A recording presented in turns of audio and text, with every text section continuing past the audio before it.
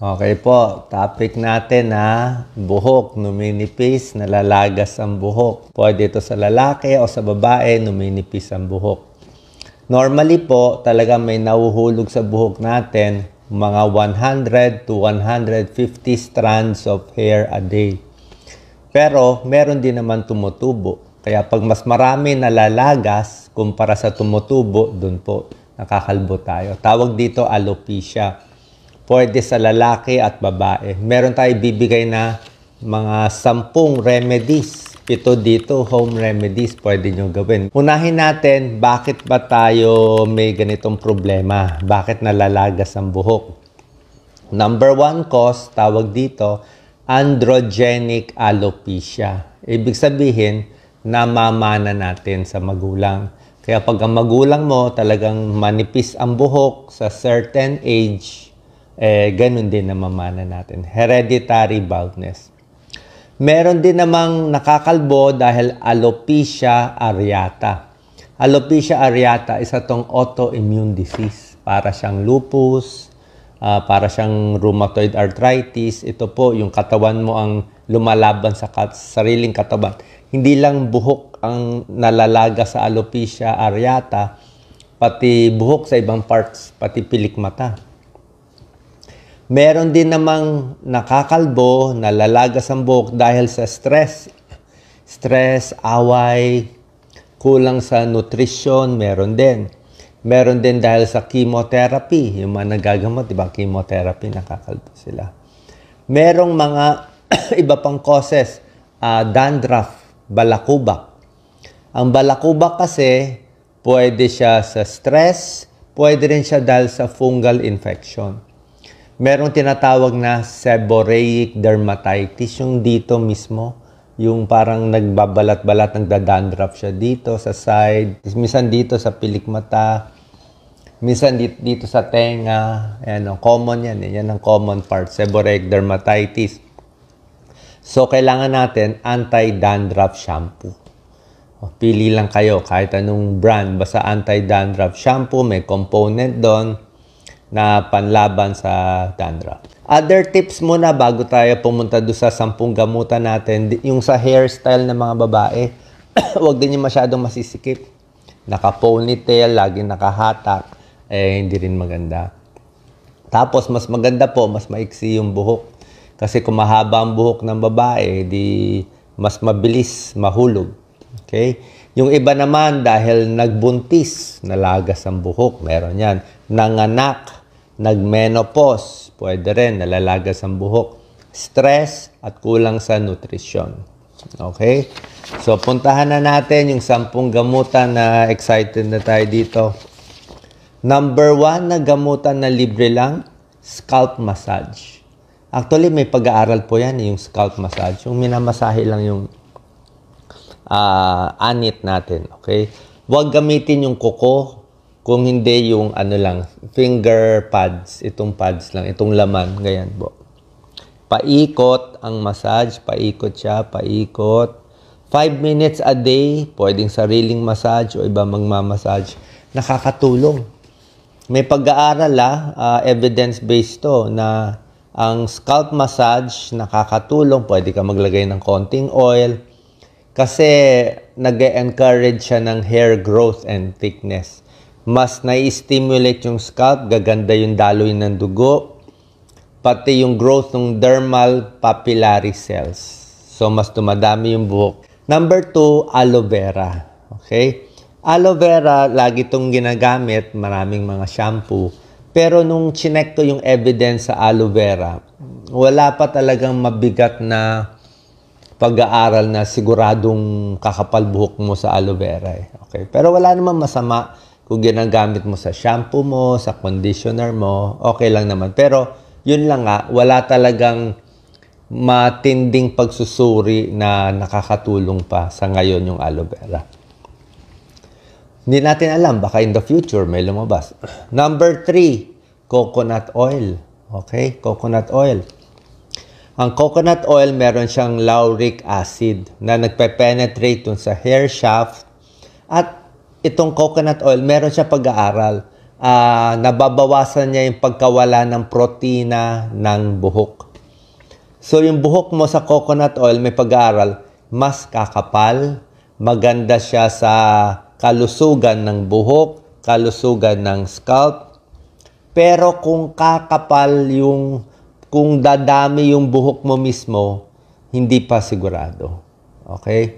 Kung sasabihin mo, like dito, akong parts ko dito, syempre sa lalaki, di ba? Dito ang tumataas. Kung coconut oil, kakapal ba dito? Tutubo ba? Ay, baka hindi. Pero kung gagamitin mo sa buhok mo, mas kakapal lang yung buhok mo, mas maganda, and good for scalp health. May isang pag-aaral, ito po, nakita ko, yung pag nilalagyan ng coconut oil ang buhok, mas nagkakaroon ng mga healthy bacteria. Parang scalp microbiome. Meron kasi mga bacteria dyan. Mas gumaganda. Okay? So, walang masama. Gusto mo mag-coconut oil. Number 4, ito po, fish oil. Fish oil supplement. Omega-3 fatty acid, omega-6 fatty acids. Ang fish oil supplement, may pag-aaral po. Hindi naman malalaki itong mga evidence, no? Pero may isang study na nakakabawas siya ng hair loss. Oo, may tulong siya. Tsaka ang fish oil supplement, maraming benefit, hindi lang sa buhok. So, medyo maganda na siya sa buhok. Fish oil, maganda pa sa puso. Maganda pampababa ng cholesterol, fish oil. Yung mga may irregular heartbeat, maganda rin ang fish oil. Kung ayaw nyo ng fish oil, kumain kayo maraming isda. Pwede rin. Bangus, salmon, tilapia. Diba? So, yung mga isda, kaya nga healthy ang isda fish oil. Good for the heart, cholesterol, good for the hair. Kaya walang masama. Number 5, may konting pag-aaral sa ginseng supplement. Kaya lang ginseng, nagpapalakas ng tibok ng, ng puso. Pero may isang pag-aaral, may konting pag-aaral na ginseng nakakatulong sa pag-grow ng hair follicles, na-stimulate ng hair follicles. Okay? Hindi ako ganun ka-sure dito. Pwede naman itry, walang masama. Number 6, onion juice. Okay, onion juice. Dati, hindi mo niwala sa onion juice, diba? Sibuyas May isang pag-aaral, 2015 study, meron 2002 study on onion juice. Mas kumakapal yung buhok. Pero syempre, hindi maraming mga subjects. Hindi libo-libo. Pero doon sa pinag-aralan, so onion, ginagrind siya, ino-osterizer, kinukuha yung juice, nilalagay sa buhok, yung iba 2 times a day. After mga 6 weeks, mas tumutubo. Ang pag-aaral dito ay may sulfur yung onion juice. So, yung sulfur ang nakakatulong mag-promote ng hair growth.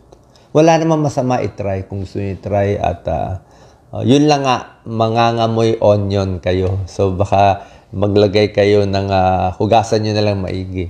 O mag-shampoo na lang kayo. Kasi baka mangamoy sibuyas. Tsaka mahal sibuyas ngayon Okay? So, that's number 6, onion juice. May konting pag-aaral. Yun, meron. Number 7, yung iba sinasabi, lemon. Lemon water, lemon juice. Nung chinek ko, walang ganong pag-aaral sa lemon juice.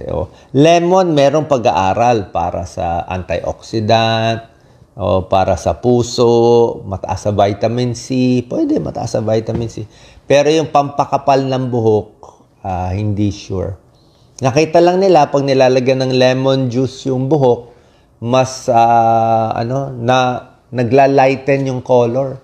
Mas nag-gray, mas namumuti. Ay tayo, Pilipino, gusto natin may itim ang buhok, ayaw natin namumuti. Siguro yung iba, gusto nila mas maputi, mas light color. Lemon. So, lemon, inumin na lang. Pero sa buhok, parang hindi ganun kaganda. Number 8, ito proven. 100% proven to. Kaya lang, binibili to. Magtanong kayo sa dermatologist, sila magsasabi. Number 8 is minoxidil. Minoxidil is the generic. Ngayon, maraming mga growing hair dyan, hair grow, whatever, na may minoxidil. Pero yung minoxidil, mas maganda siya dito sa parts na may buhok ka na. Yung parts na katulad nito, yung tumataas sa akin, yan po. Pag yan nilagyan mo ng minoxidil, hindi talaga tutubo. Hindi daw. Pero sabi niya, lagyan mo na rin, wala namang masama. So, minoxidil is okay kung hindi naman kayo nag-allergy. Generic to, so maraming brands gumagamit ito. Pero matagalan minoxidil. Nag-try ako a few months. Parang pang matagalan. Pero yon proven, mas kakapal. Number 9, ito proven din. Pero to gamot. Saka medyo mahal. Number 9, ito talaga re-reseta ng derma nyo, finasteride. Finasteride or dutasteride. Pareho itong generic. May brand to, kaya lang mahal. Finasteride, dutasteride, magkano? Between 30 pesos to 53 pesos per tablet. Iniinom ng 6 na buwan, either or. Ang nangyari, mas kumakapal yung buhok. Itong gamot na to, kilala to ng mga lalaking above 50 years old. Ito rin kasi ang binibigay sa prostate enlargement. Kaya kung kayo ay above 50 na lalaki, nakakalbo, malaki prostate nyo, hirap kayo umihi, nakita sa ultrasound, malaki prostate, tapos sabay pa na nakakalbo, bagay na bagay ito sa inyo. 2 in 1. Lilit na yung prostate, gaganda na pag-ihi mo, kakapal pa buhok mo. Kaya lang, itong finasteride and dutasteride, may warning lang ako, may side effect siya. Side effect in 2% lang naman of people. 2% lang naman, 2 to 4% impotence. Ito kasing finasteride, dutasteride, binablock niya yung testosterone. Pag mataas testosterone mo, mas nakakalbo. Kaya pag uminom ka nitong gamot, hihina testosterone mo. Pag hihina testosterone mo, kakapal yung buhok. Kaya lang, pwede ka ma-impotent, pwede humina sa pagtatalik, pwede hindi makatapos ng pagtatalik. Yun lang ang side effect in 2 to 4% nito. Pero 2 to 4% lang naman kung doon kayo sa 96%, walang problema.